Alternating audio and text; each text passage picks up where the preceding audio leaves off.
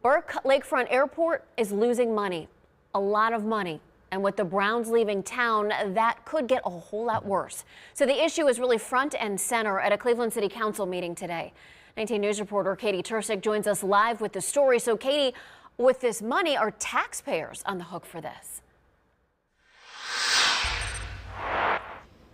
Well, Burke has been operating for more than 20 years in the red. Today, Council wanted to know if that loss is draining the city's general fund. The short answer is no. Airlines at Hopkins are covering Burke's losses.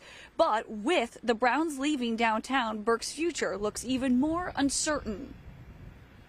Burke Lakefront Airport is bleeding money. Last year, a whopping $1.7 million deficit, and the average loss around $900,000. Cleveland taxpayers aren't footing the bill, at least not directly.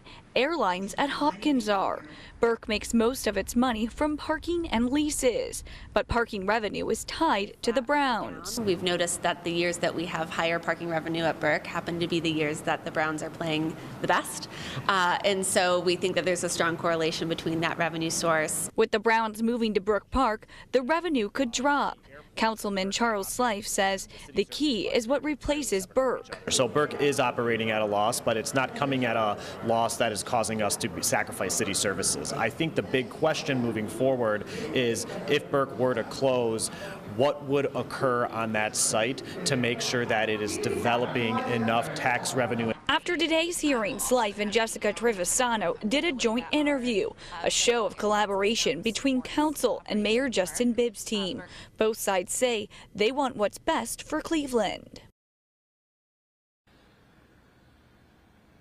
The next hearing is April 1st. What will council tackle? Well, they will look into the federal process for closing an airport. That includes FAA regulations and potential litigation. In Cleveland, Katie Tursick, 19 News.